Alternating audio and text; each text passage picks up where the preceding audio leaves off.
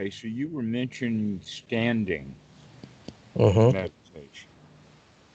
Uh, there are often times when, in our culture, it is time to stand, and that if you see people, for instance, standing around waiting for the movie to open or for the bus to arrive or anything like that, what you find is a lot of fidgeting, a lot of movement, Mm-hmm. um, that the anxiety that people have in waiting for something is expressed in physical motion.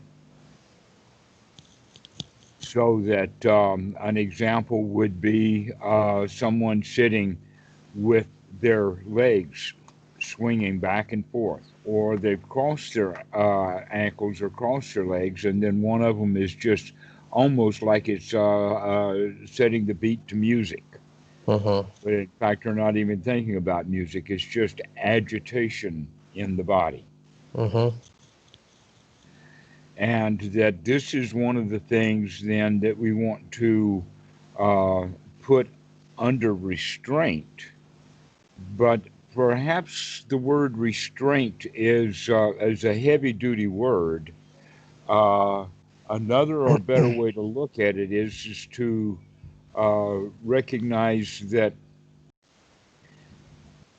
internal agitation will often bring out an external agitation. Yep. And that one of the ways of noticing that internal agitation is by writing herd on that external. What do you mean? Well, you had just talked about it in the sense of a standing meditation where someone will assume a posture or a pose and Mm-hmm. then stay in it. Mm-hmm. This actually has military use, Like when they stand at attention. like when they're standing at attention or standing on guard duty. Okay. Yeah. And it does have the quality of waking up, is in order to be able to stand still or to hold Mm-hmm. still. And the thought that I'm having now are the palace guards in Buckingham. Yep. Me They're too. very, very famous. Yep. Especially the American tourist will go and do all kinds of things to get these guys to move. Try and get them to laugh as well. Right, do anything to Yep. make a sign, to make some movement, and that it takes, let us say, some discipline and skill to be able to restrain and hold the body. Mm-hmm. And so, in that regard, we can also practice that with our meditation of being able to just sit and hold still without having agitation. And the other thing would be then for standing meditation. Um, I remember having a conversation with someone, and the basically is what it is that she wanted to see Achan Po at a particular time when he was out and about in public, sitting in the sala. And this is the time when the Thai people will approach him, and that he will give them deference, normally because they're just lay people coming to pay respect or to ask a family issue or question or whatnot like that, as opposed to meditation practice. And so um, I have seen that happen several times. And what I do and have and done for a long time is stand there. Mm-hmm. Just stand and wait, knowing that Achan Po, out of the corner of his eye, is watching. Mm-hmm. And so this is the time to not fidget, but to just stand. Yep. And so the conversation I had with this person was is that she got tired of standing around. She was waiting, like Achan Po, as if she was waiting on a boat or waiting on a store to open or waiting for things like that in the Fidgeting. standard fidgeting situation. And with that, I guess Achan Po is expecting her to finally settle down, but she would eventually leave without even getting a chance to talk to him, with the Mhm. mind blaming him and whatnot, as opposed to using that as an opportunity for Mhm. standing meditation. Yeah, Okay, that's so this is interesting. a yes, so this is a thing that you can practice on doing when you're standing waiting for something. Normally, when we're waiting for something, we have thoughts, I wish they would come. I wish this would hurry up. Why don't they open the store? I see them in the back and they're fidgeting around, and all they have to do is just to come unlock the door so I'll feel better. You know, Mhm. these are the kinds of things that people normally think about. Or also in the doctor's office.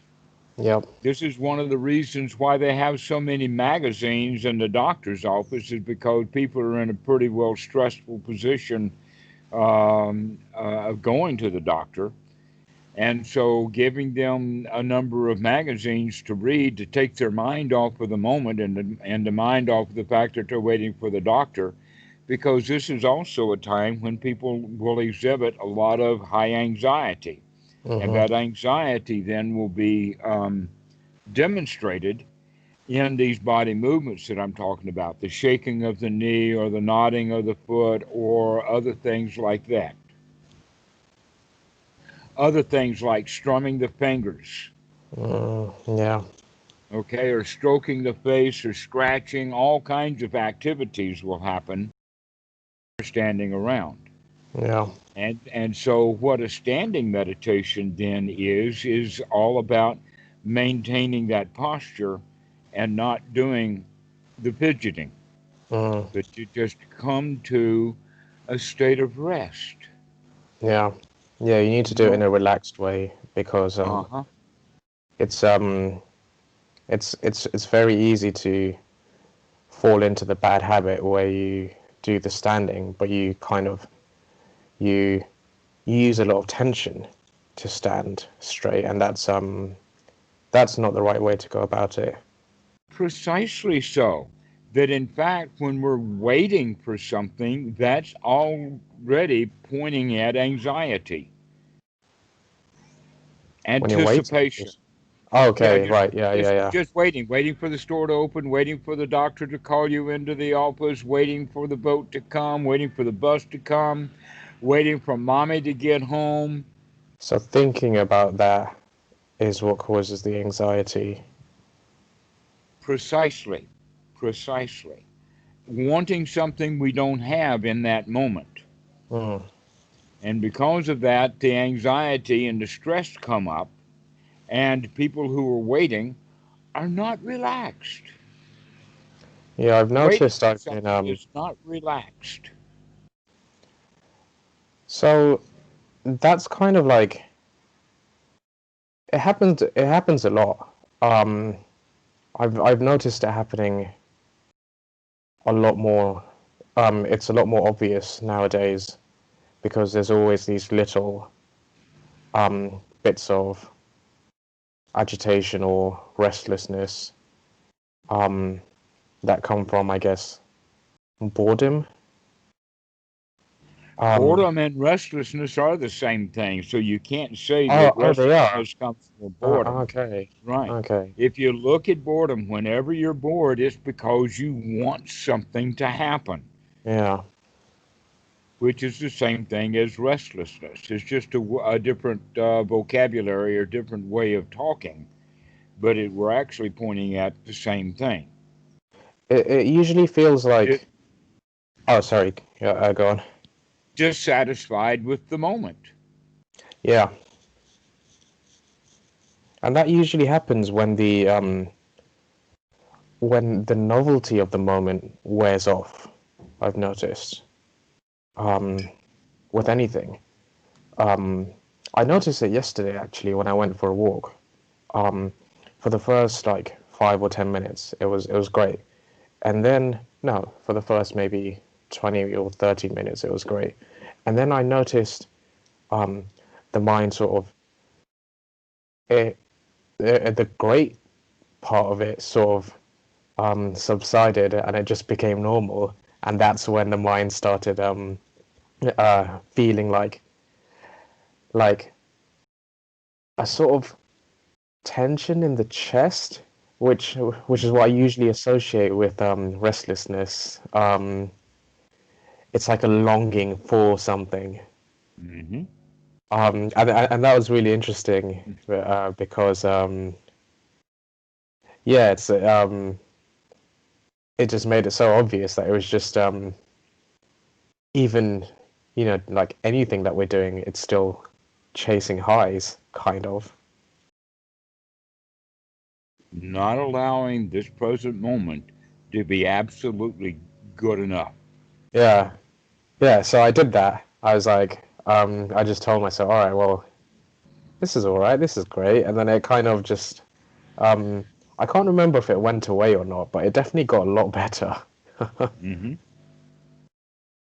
Yes, things can improve. Many times you and I have talked about it in the reference to Paticca Samuppada, Yep. where we begin to understand that the way that we see things, the Salayatana, really is often got very little or nothing to do with the actual sensory input, which is actually the reality of the moment. Yeah. Okay. So let us use the example of waiting for a bus or waiting for a taxi or waiting for something, whatever it is. But let's use the example of waiting for the taxi, waiting for the bus. Now, in this present moment, the reality of the situation is that there is no bus here. Yeah. When the bus arrives, based upon our desire, that's the time to do something. Yeah. But while we're waiting on the bus, there is no bus. And yet we've got bus on the mind. Where's the bus? I'm waiting Yep. on the bus. I've got to go. I want the bus. I want the bus. Well, the bus driver doesn't know anything about you, Yeah. nor Exactly. does he really even care. And this is quite remarkable because what we're doing is that we're adding a bus to this street scene that does not exist. And so we keep bringing the bus back. Yeah. It's a hindrance. That bus then is a mental hindrance to the moment Mm. because the fact is that there's no bus there. And when the bus does arrive, then there's the time to act. But now is not the time to act. Yeah. And so we want to act and we want to act. This is that wanting then is creating the restlessness and the boredom. Another example is the kids are sitting in the back seat of the car on a journey.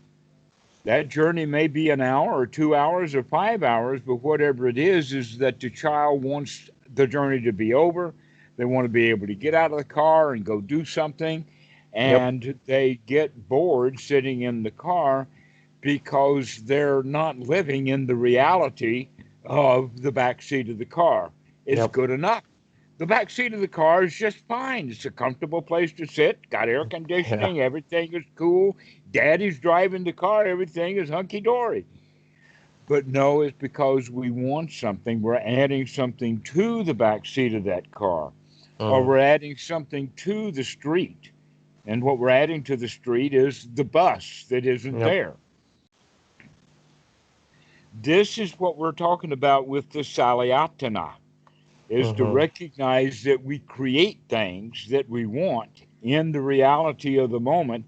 And then when we look to see that the bus, in fact, does not exist, it is not here, then we become disappointed in our own mental world. We Mhm. create the bus, Then we see the bus is not there, and then we feel bad. Yeah. Okay, and that bad feeling then we express as restlessness and boredom. Now, there's something that's very interesting in the Pali with that idea of restlessness is that it always has a companion too. One of the qualities of restlessness is worry. You could Mm-hmm. go so far as to say, I'm worried about the bus. Yeah. I'm worried it may be too late. Or, in another regard, I'm waiting for that lawyer to send me an email. Yeah. And I'm worried that the lawyer is not sending that email. Well, there's no email there. And the reality is no email. And we could be very happy. In fact, the email, when it arrives, may have work for us to do, or it may be bad news. Yep. And so we worry about that in advance, and we create an environment that does not exist in the mind, the salayatana. That non existent, mentally constructed reality, then, is what we're responding to, Mm. rather Exactly, than, and it's just constructed by us. and we Um, construct it. and you know, it's still it's just impermanent and empty. It doesn't like it doesn't bind you, if that makes sense. Well, we bind ourselves with it, though, Yeah, yeah. So we just because have I'm to unbind. standing waiting for the bus, and I want the bus, and the bus doesn't come, and so I will get agitated. Yeah, I'll get worried about the bus.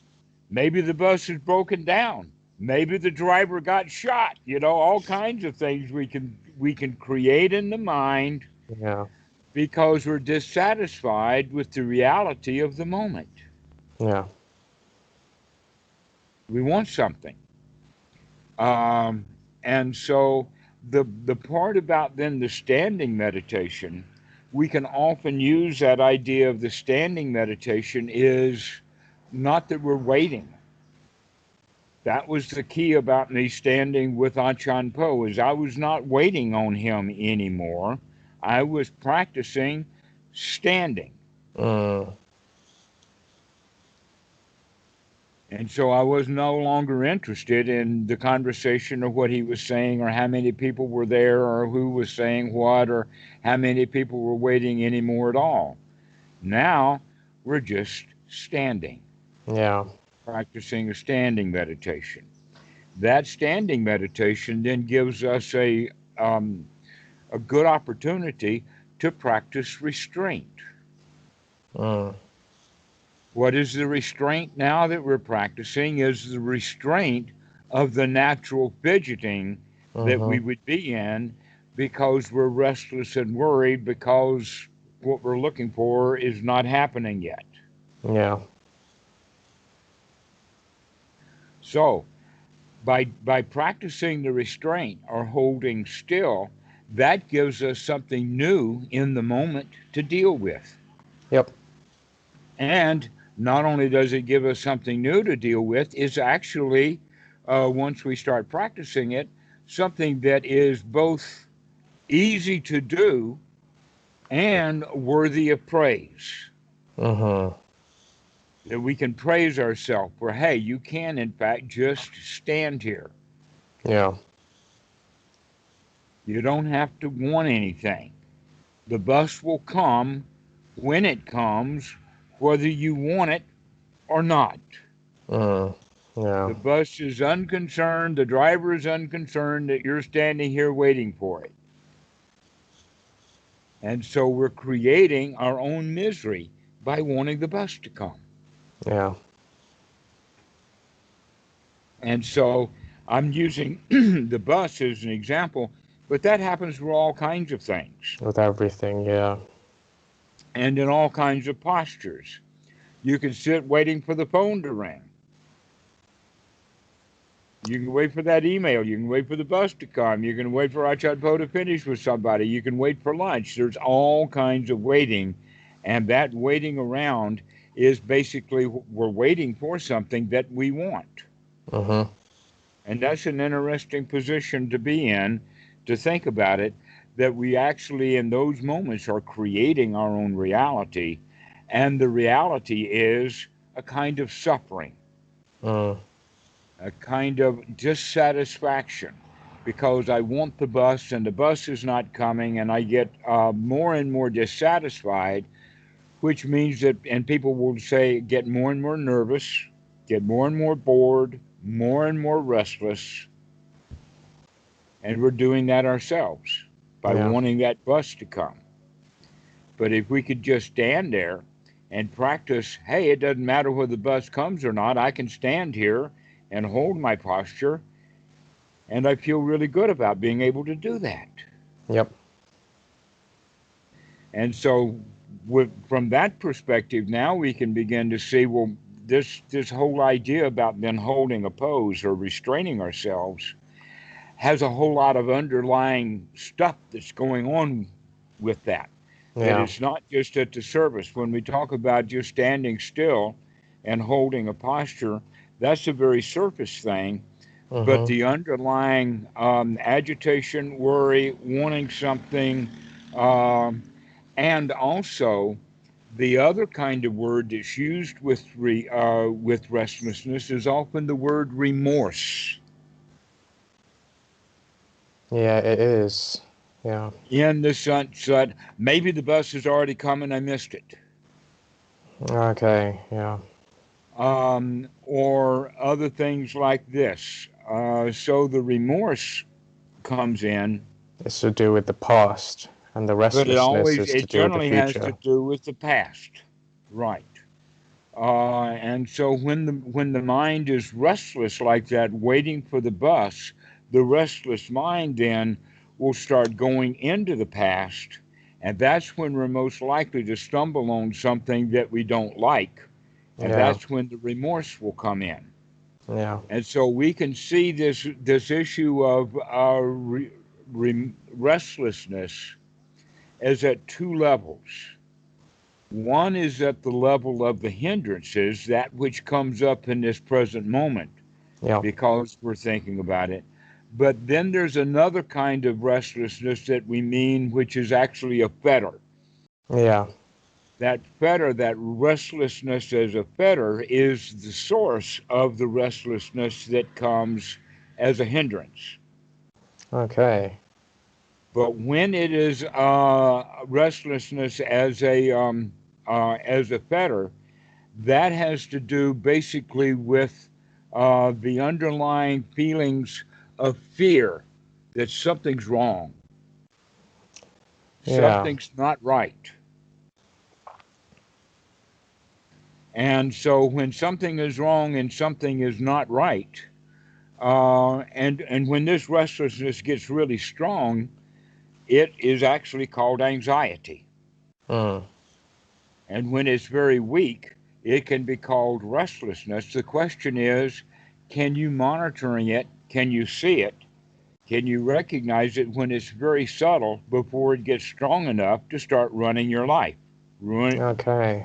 ruling your life, Yeah. um, or wanting to go and get something done so I'll feel better? Mm-hmm. There's a lot of things that we do to try to feel better Yep. that don't work. Yeah. Okay, one of them, in fact, is shopping. Yeah. Women go shopping, but men do too. It's not just a feminine thing, but we Yep. often go shopping because we're dissatisfied with the moment and we don't even know what we want to buy. Yeah.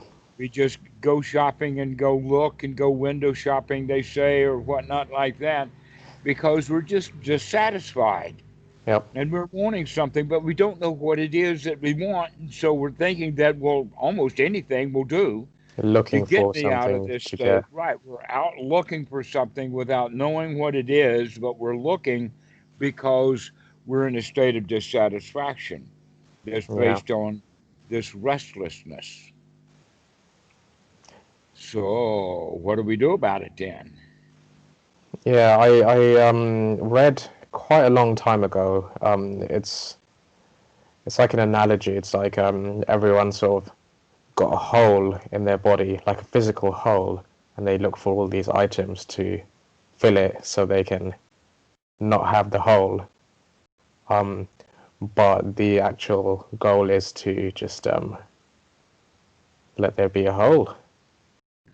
Right. We can change the language just a bit Okay. in the sense that if we want something, the kind of underlying logic is that I need it. Yeah. And when I get it, then I will be complete. But right now, I'm incomplete without it, which means that there's some sort of gaping hole inside that this bicycle is going to plug right in, Yep. or this new cell phone, or a new computer, or a new girlfriend, or, and in Christian language, they will say, a God. Hmm. Yeah. That they kind of believe that the whole is God shaped. Mhm. And so the missing part for them is God. Yeah. And so when you plug God into that hole that's God shaped, then God is shaped in such a way that it completely fills the hole and plugs it up. Right? And This now is the you're idea. fulfilled.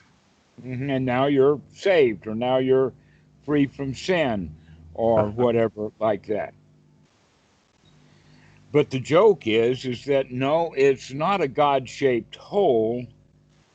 That whatever shape the hole is, God becomes that shape. That God fits the hole. It's not that the hole fits God, Mhm. because that's exactly what's really going on. That we really don't have a clue about it. But that hole inside also has the quality of the feeling of want, the feeling Yeah. of lacking something, the feeling of loss. Yeah. But we can also think of it as it is this is that we're all basically empty inside. Yeah. That is possible for someone to keep wanting things and getting things, and the more things he gets, the more things he wants. Yeah. This is the nature of greed, by the way, is that whatever we get, it'll only fill that hole for a short time, and then the hole will change shape and size, and it Yeah. doesn't matter anymore. Okay, so the idea then is that we wind up then throwing many things into that hole trying to fill it up. Yep.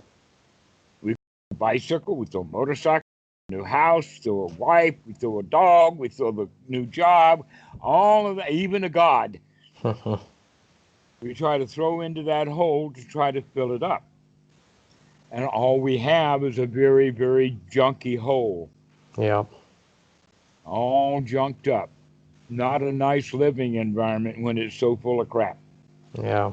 All full of crap. And so the idea from the perspective of the Buddha is let's get used to that hole inside and investigate it. Mm. That in fact it's not a hole. You don't have a hole inside. What you have is a feeling, and that feeling is nothing but a momentary combination of bodily chemicals. Mhm. That's all that it is. And if we go and make a few changes to those body chemicals, then the feeling that we had will change. Yep. And so that's what we're beginning to start working on. This is what the Dhamma really is all about, is to not try to fill the hole anymore, but to try to uh, understand the whole Yeah. and what triggers the whole so that we can be comfortable when that feeling comes. Yeah. And one of the things that we can do, for instance, is uh, some people, there's many words we can use for it. We can call it restlessness, others call it a free floating anxiety. Yeah. Well, we don't like a free-floating anxiety. We want to know exactly what it was that caused the anxiety, because if I know what it was that caused the anxiety, I can go do something about it. Yeah. Unfortunately, there's not much that can be done if you really don't know what it is. One Mm-hmm. of the stories, I may have told you this before, but it's a story about an old man in a very, very deep past. He's in his hovel, and he's got this free floating anxiety inside. And he Okay. has the idea, oh, I know what the problem is. The problem is that the fence needs repaired, that the fence is broken, and because of that, the wolves can get in or the sheep can go out. So he gets up out of bed in the hovel. He goes and spends a few hours repairing the fence in the night. And when he comes back into his room, feeling all tired and satisfied and everything, but a few moments later, It's that back. anxiety comes back again. Yep. That basically the anxiety goes away when he's repairing the fence, because he's not paying attention to the anxiety now. He's paying attention to repairing the fence. Yep. But the whole point of repairing the fence was because of the anxiety. Once he starts repairing the fence, the anxiety is gone, but he doesn't think about it like that. He says, why am I repairing the fence in the middle of the night? Yeah. That's dumb, especially right now. I don't feel the anxiety. And so he goes back into the bed, he lays down again, and the anxiety comes back. But now the wisdom comes, and wait a minute, this anxiety that I'm experiencing has nothing to do with the repair of the fence. Yeah. Exactly. This anxiety is more of a habit Yeah. that we got anxious when we were kids, and we kind of stayed anxious because we never were able to find something that would help eliminate or alleviate that anxiety. Mm-hmm. And so we continue on and grow up and we have this anxiety, but we still live under the delusion that I can do something to rid this feeling of anxiety, Yeah. this feeling of tension. And the answer is yes, but that tension and anxiety is inside, so we've got to do something inside, Not not outside. outside. Yeah. Exactly. We can't go out. Okay, but the manifestation of the anxiety always does show itself on the outside. Yeah. So In the what you lady do. at the doctor's office, she's very nervous and she's shaking, and her foot is going up and down like this.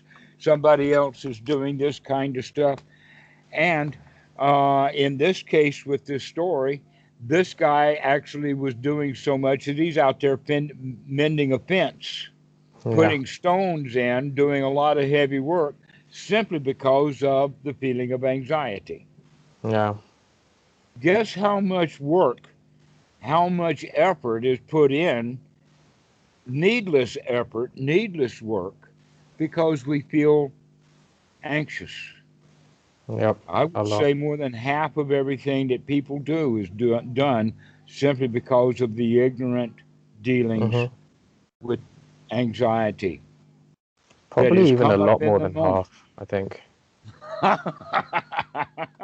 Maybe more. And so this practicing of the standing meditation, we have many opportunities to do it in our society, basically waiting on something to happen, Yep. waiting for the phone to ring, waiting for the shop to open, waiting for the bus to come, waiting for the truck to come or the boat to come, whatever it is. And that in fact, when you are around travel oriented things like going to the airport, wow, an airport is just an anxiety factory. Everybody is uptight at the airport. You see people running for no reason Yeah. and in a hurry and all of that kind of stuff. And that's why they say come early, Yeah. come 2 hours early. Why? so that you can sit there anxious for 2 hours, wanting things to hurry up. So, airports and places like that is a good place to go if you want to see people in a great deal of anxiety because they're waiting for something. Yeah. They're waiting in line. They're waiting to get a ticket. They're waiting in line to get food service. They're waiting in line for the going to the toilet. All the while, the big one is waiting in line to get on the airplane. And when they get on the airplane, they're waiting for it to land. Yep, exactly. And so everything then winds up being waiting and waiting and waiting for something to happen that's off in the future, and we very rarely spend the time actually enjoying the moment. Mm-hmm. And so any kind of work that you have to do or anything that's off into the future, if you start thinking about that, this anxiety and waiting will occur, even if it's something weeks or months. I mean, it's possible for somebody to start having anxiety over renewing their passport, and they don't have to do it for another year or two. Yeah, I bet. Yeah. Anything that's off into the future can be a source of anxiety because it's something that's not yet done. We're not fulfilled yet, that I will not be okay until the passport is renewed or the visa is done or whatever like that. And so there's many, many things like this that we feel driven to do when we're not actually able to do it. So you just keep just notice it and then just get rid of it every time it comes, just like everything else. Well, maybe instead of wanting to get rid of it, maybe we can change it into the sense of, well, I'm okay with this. Let me play with this anxiety as a toy. Let me Okay. see what I can do with it. Maybe I can Investigate it. breathe into it. I can investigate it. Maybe, and when I say investigate, we're talking about maybe we can get it to change by breathing in. Maybe with the in breath, we can get it to grow, and with the out breath, it'll shrink. Mm-hmm. Maybe when we breathe in, it will move from the middle chest up to the higher chest. And so we begin to play with it. We begin to notice it. But the important thing is also is to recognize that breathing is a major, major component with this in the sense that when we do have restlessness that comes from here, the natural state that we want to fall into is shutting down. Okay. We don't want to be here. Yeah. Yeah. Sure. Right. I don't want to be here. I want to be on that bus. And Yeah. when I get on the bus, I want to be off the bus. Isn't that so funny? Mm. When the bus hasn't come yet, I want to get on the bus. But as soon as I get on the bus, I wanted to get off of the bus. Yeah. And so that's that anxiety. And it's always based around wanting things and waiting for things. And so what we can do instead is recognize, oh, that's anxiety. Wow, a new toy to play with. Mm. Let me deep breathe into that. You see, we get in the whole idea is that we've been hating those feelings, that feeling of emptiness, that feeling of longing, or that feeling of restlessness, and thinking that it's bad. And because of that, we're trying to get rid of it. And so we act restlessly Mm-hmm. because we're trying to get rid of actually just a feeling that's nothing but a set of body chemicals. So this is the kind of feeling that um, you don't want to try and push away. You want to just let it go on its own.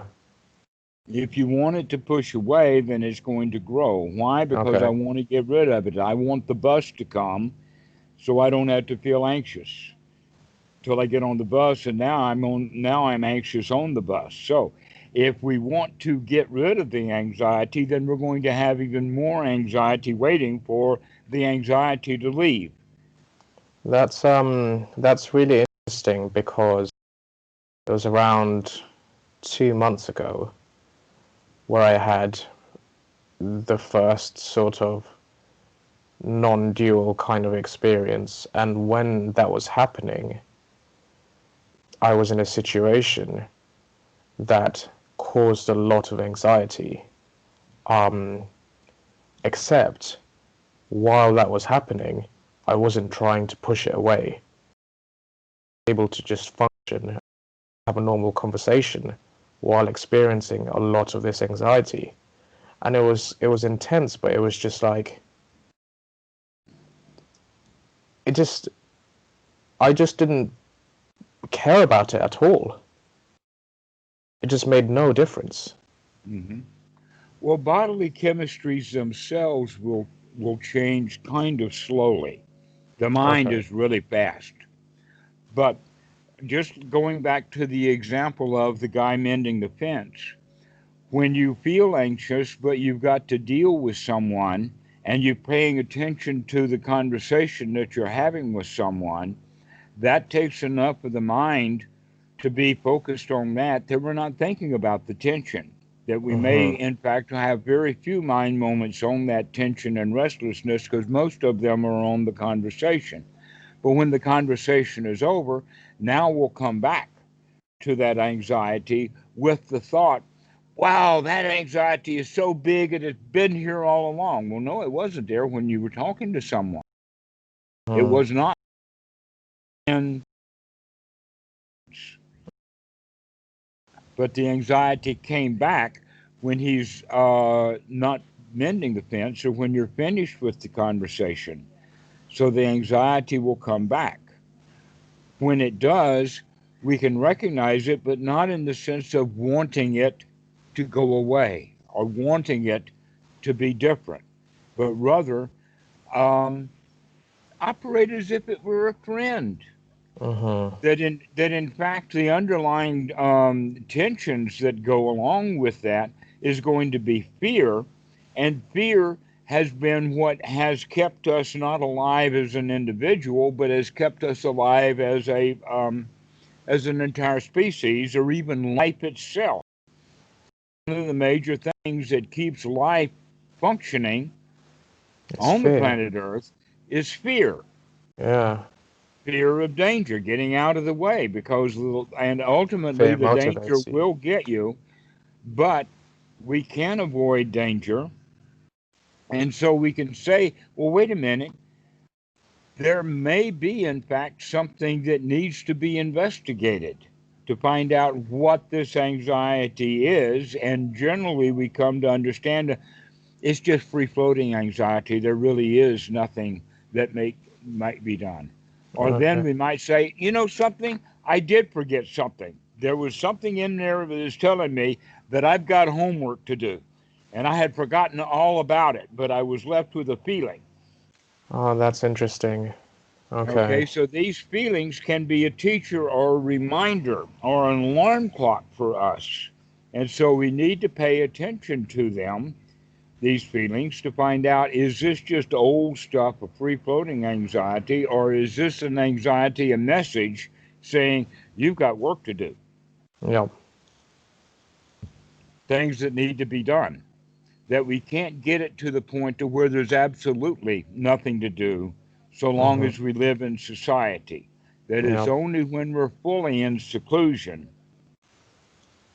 and even then we may not be able to completely the mind, and so there will always be a little bit of work here and there to do. Mm-hmm. And so that can be a message.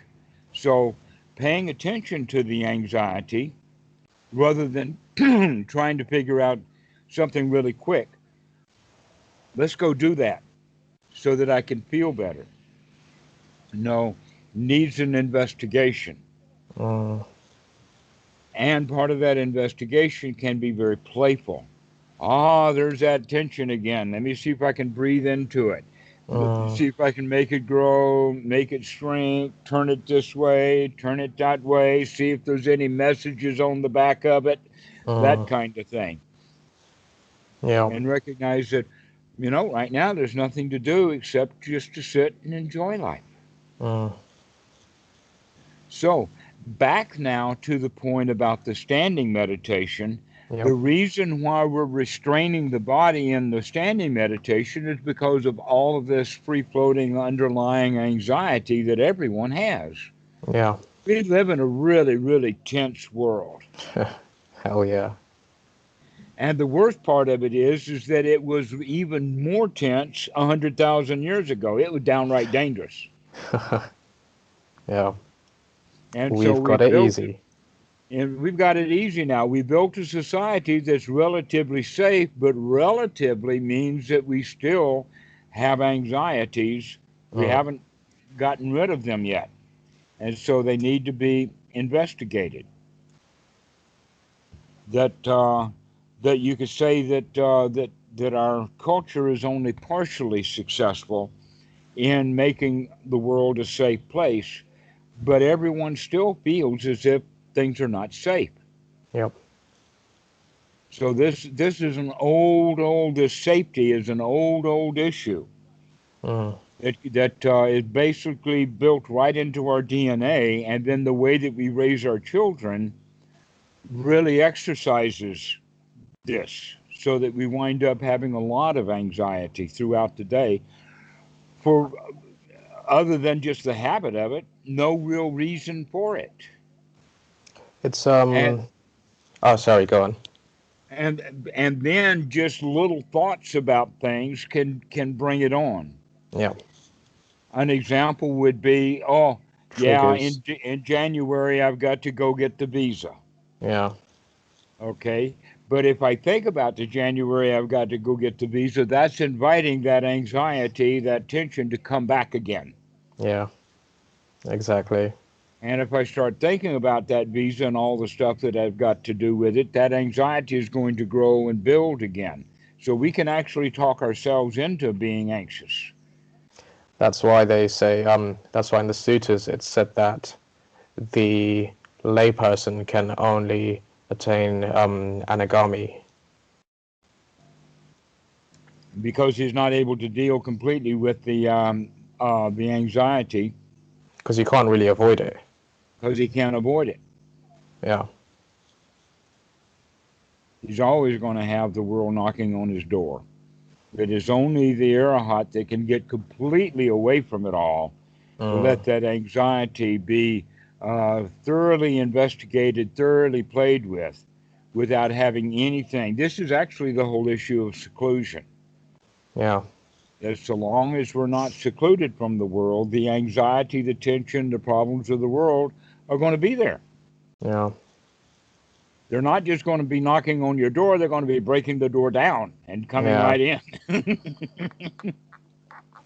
It's interesting.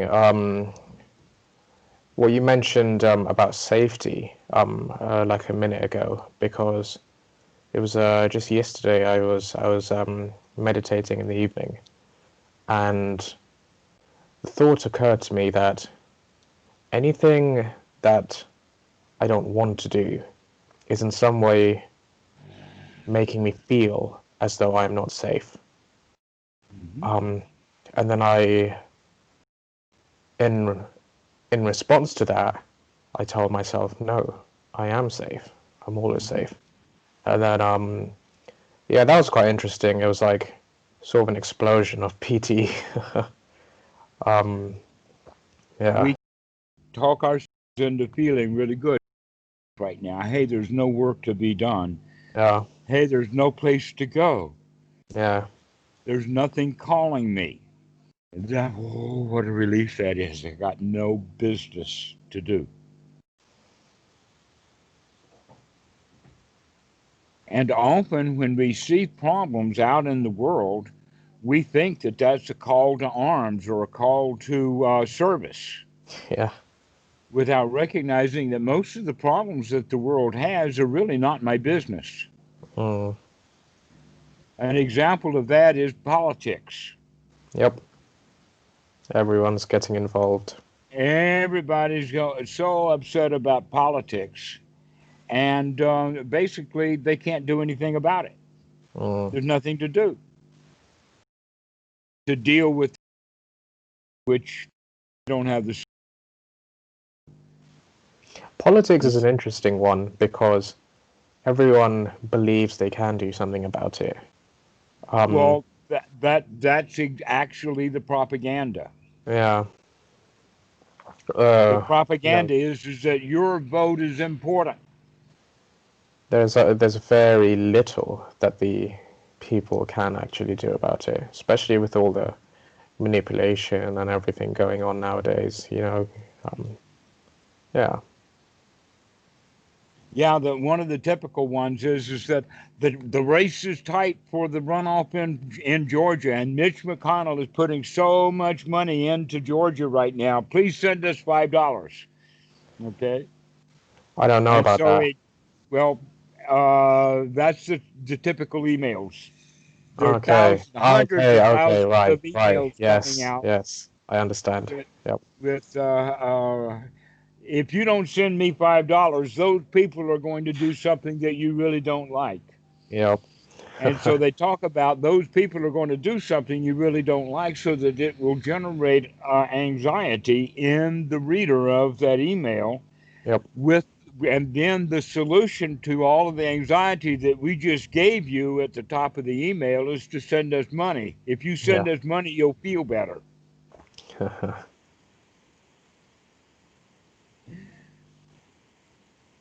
So that's the propaganda, yes. And the propaganda machine has been running for many, many years. But I think, did you ever see the that series of films called the Century of the Self? No, I think you sent them to me. Um, did you? Oh, I know you mentioned them. I don't know if I. Basically, it's the You did story mention them. of industrial psychology, or at least that's the word that I used and learned. I had a good friend who was a professor of industrial psychology at Right. one of the schools that I taught. Did he open my mind? Psychology using psychology and physics and the physical world to manipulate people. Yes, I That's think what I it's all did watch about. it. I think I did watch it. Yeah. And so it all got started with Edward Bernays, who was an actual nephew of Sigmund Freud, and took Freud's work in psychology and says, I can make some money off of this. Not in the Advertising. sense of being Marketing. able to people get over, but to manipulate them while they are in a state of anxiety. Yep. One of the things that got him famous in that circuit was is that back at the turn of the century, women smoking was a taboo. Women didn't smoke in 1915. Okay. Interesting. It was big taboo. Yeah. Women do not smoke. Oh yeah, Smoke that's why killed they'd be all wounds is secretive about it. Yes, I heard about this. Yeah. okay. So what Edward Bernays did at the time of the um, suffragettes, the suffrage movement of women wanting to vote. This was back in the 1920 era. And so they started having marches as well as chewing the ear off of their husband at home. They would have mass marches in New York and other places.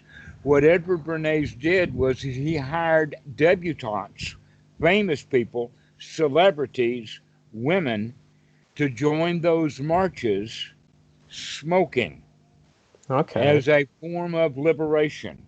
So now Okay. tobacco is used it's still used for women's lib. They even have cigarettes for women, Yeah. right? Virginia Slims and other The brands. I thin don't know if ones. there's. Yeah. Mhm. So this is that mass marketing because there was a huge taboo against women smoking, but he wanted to sell cigarettes to women. Yep. And so he made it popular and famous So that's just one example of the propaganda. We Mm, didn't have much of a very smart. propaganda, or let us say it wasn't quite as scientific Yep. until about 1920, and and for the past 100 years, we have been really inundated by it. Mm-hmm. Now, guess who one of his employers was? Hitler. Oh. Hitler hired Edward Bernays to do the propaganda for Germany. Oh, wow. In fact, Edward That's why it Bernays, was I so think, effective. invented the word propaganda. Okay. No way. You lie to people long enough, and they'll believe you. Yeah. And that we can control them by lying to them to get them uptight and anxious about something, and then we can get them to go and do what we tell them to do in order to get them to be free of their anxiety. Mm, And this is how our society is manipulated. It's through the fear, or let us say the fear of retribution, the fear of non-action, or getting you to be afraid that if you don't do something, something really terrible is going to happen. And we're raised on that. it's so interesting how, that sort of animalistic instinct of motivation by fear that still drives us so much, and it's Kind of interesting shows we're because still animals, aren't we? exactly, I was just going to say that. We think that we're not because we have all this intellect and we're so quote unquote sophisticated, but no, we're Those just all instincts will come in and take over in a minute or a second. exactly. It's just yeah, we're just all the same as how just the same as animals, I guess. Hmm. And so we're motivated to act because of fear. But the Dhamma dude, his motivation is to look at the anxiety directly, Yeah, to look at those bodily chemicals, to look at the feelings of the body, to recognize that that can be dealt with directly, not indirectly. That we do not have to join the brown shirts and join the Hitler's youth army, just to make ourselves feel better. yeah. We do not have to go vote for Trump or Biden or anybody just to make ourselves feel better. We do not have to go mend that fence out in the night just to make ourselves feel better because guess what? All of those activities really don't make us feel any better at all. Yeah.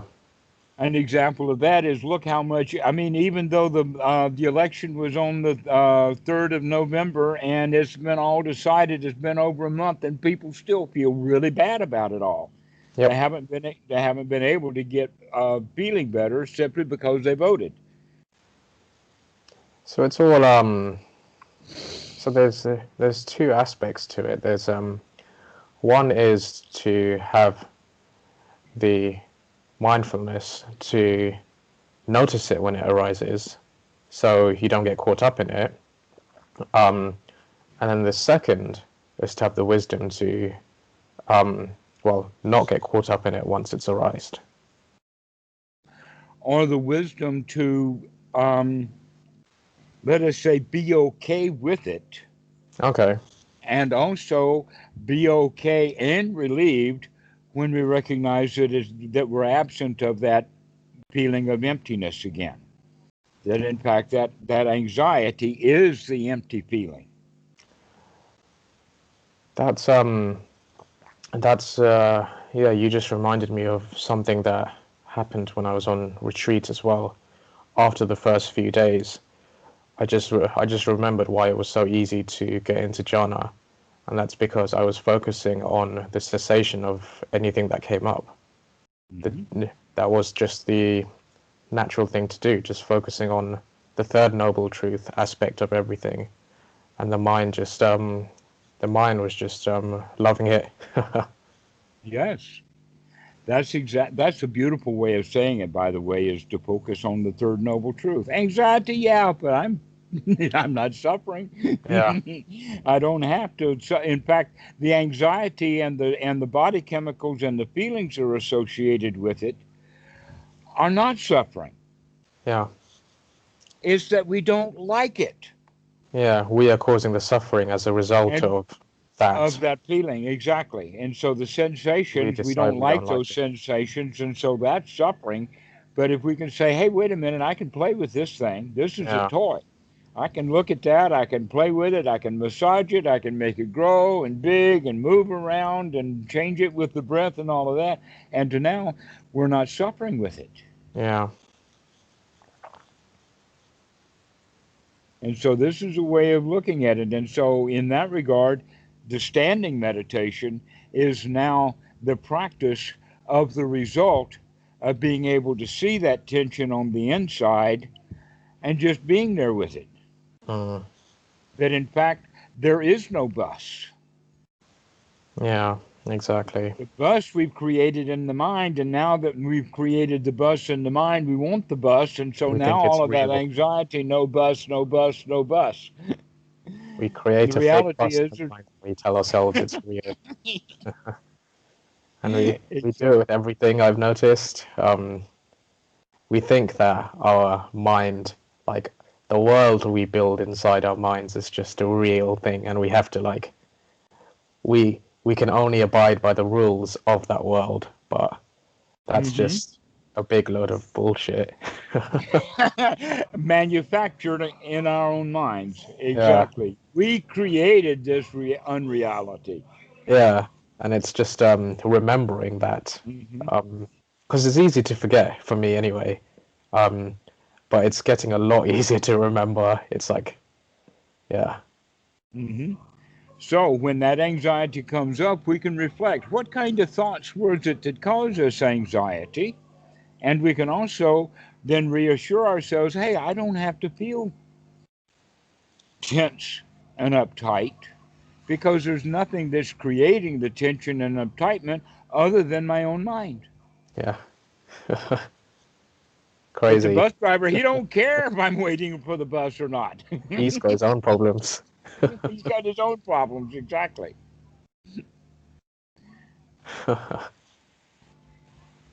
And so this is the way we can start to look at things, is to recognize that, oh, let's live in the real world Mm, rather than the one that we're mentally constructing, because the one that we mentally construct has often got barbs and built-in jobs to, and a lot of um hankering for things.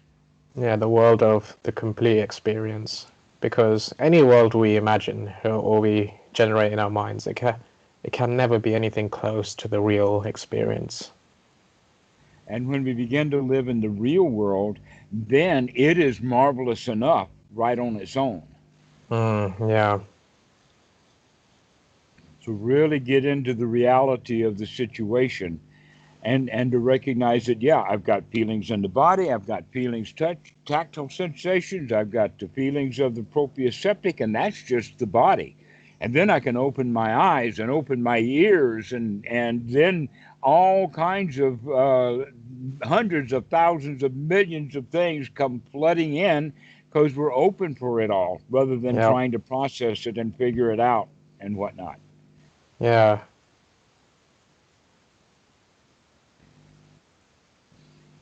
And so now we've got a whole basis of standing meditation, because that standing meditation is literally another way of being here now, mm, just being open and receptive, and just waiting, but not waiting for something. yeah. Yeah, I read that there's a lot to do with tensions, um, mental and bodily, with the standing practice. Hmm. Um, they really, it really gets you to focus on that stuff. Well, not focus, but it really gets you to work with that stuff. To notice it, to Yeah, pay attention to it, and to play with it as a toy rather than the old way of, oh, I don't like feeling this way and I've got to feel better. Let me go yeah, work on that fence, or let me. Um, I don't know what we're going to do because we can't make a bus. We can't make it come.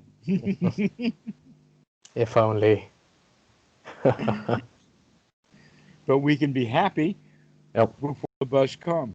We don't have Mm. to wait until the bus comes. We feel relieved. That's so funny. I mean, it's just such a joke that we get anxious and upset and waiting for the bus to arrive because we want to get on the bus. And as soon as we do get on the bus, now we want to get back off the bus. I Yeah, want we're this not bus to enjoying the get where relief. it's going so I can get off of it. I didn't want to be on the bus in the first place. It's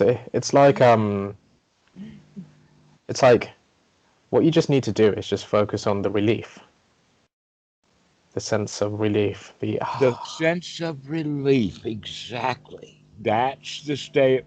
Actually, that step four of Anapanasati is just relax. yeah. I can completely relax because the bus hasn't come yet. Mm. Nothing to do. No bus. Mm.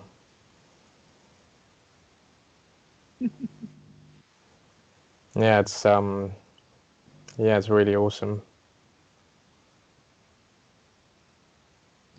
So this is what we mean then by standing at attention Mm. means to really pay attention, to be here now.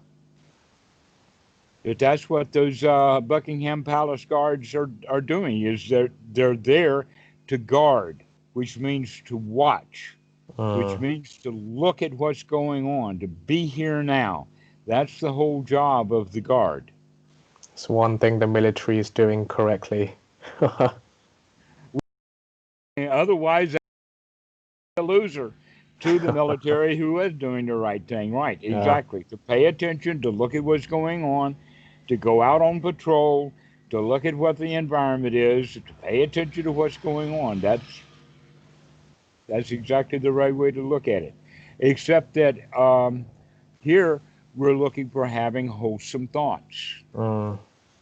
And so a wholesome thought about the anxiety that we're having right now is the unwholesome thought would be, oh, I want to get rid of it. Let me Yep. breathe in so I can get rid of this stuff, would be an unwholesome thought.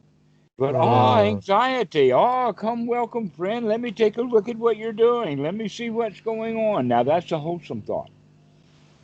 To literally learn to become familiar and friendly with these bodily chemicals that we have. Okay, and I mean that can be done with everything because in a way of anxiety. Hmm? The world has need,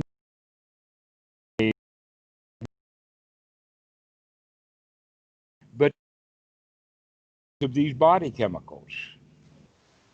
There's Mm. only a Yeah. few feelings. There's not very many feelings. Look at on the one side, we have anger, which at the bottom of it is fear. We have also the sense of loss or sadness and grief, but most of it has to do around associated with fear, the fear of loss, the fear of suffering, etc., Mm-hmm. like that. And then that's one whole set of chemicals that are going on. On the other side, we have the feeling of the sense of joy, satisfaction, relaxation, and there's not many of them. You could Yep. say that you've got 10 fingers. I don't even think we can come up with 10 different feelings.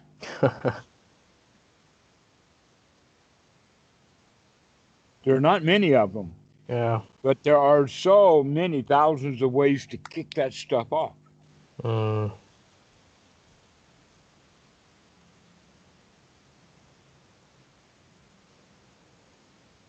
Like uh, uh, all kinds of things are designed in our society to get you to feel a certain way because then you can be manipulated with Mm-hmm. that. Yeah. And the predominant one is fear. Yeah. It's fear, and then a solution to the fear. Hmm. And their solution to your fear. Do what they want you to do. Send them $5. Vote for their candidate, etc., like that. Yep. And then you'll feel better. The answer is no. Let me play with my own feelings. I think I can manage them without having to do what you want me to do. In fact, if I hadn't listened to you in the first place, I wouldn't be feeling this way. Yep. Let me not open those political emails.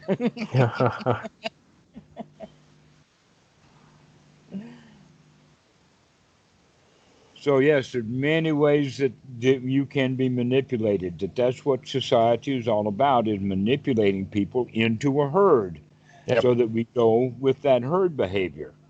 And the herd is gathered together as a herd out of fear, like the sheep. The sheep herd together with a barking with the guard dog, the barking sheepdog. And so that's all we have. I mean, it's more sophisticated, but that's what a politician is nothing but a barking sheepdog.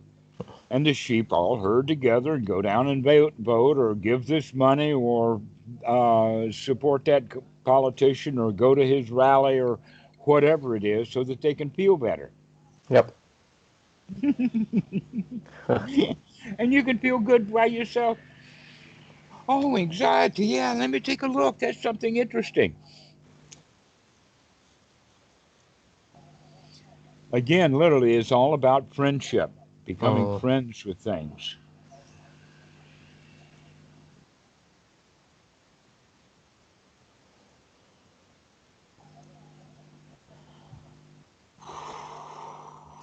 Friends with anxiety. Wow, that's a new one. It's I think it makes sense because it it fits into the whole sense of I am, because the only reason the I am is there is because of that subtle kind of fear. Hmm. It's because of the subtle kind of anxiety. Um, because the I am, it wants to exist. Um, And it's in danger. And so the selfishness, that's why they called it the self preservation instinct.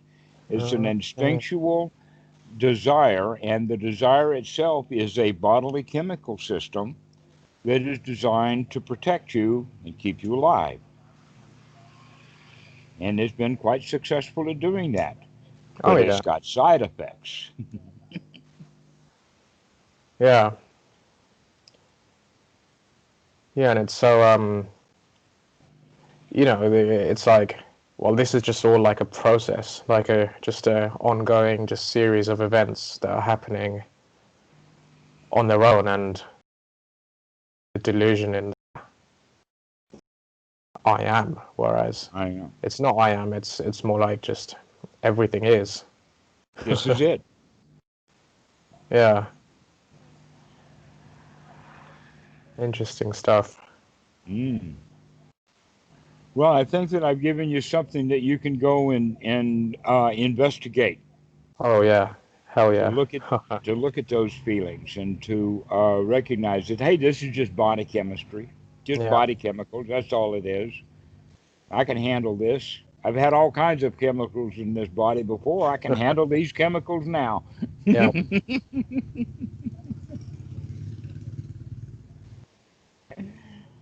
Well, let's finish now, Yep. and we'll talk to you a bit later. Go and Sounds good. practice. Yeah. Enjoy. Stay still. Stand tall. On guard. Be attention. Okay. Thanks, Dhammarato. Chintan, this has been a great talk. I really like this one. Yep, me too. It's been good. Very So, interesting. see you. Bye.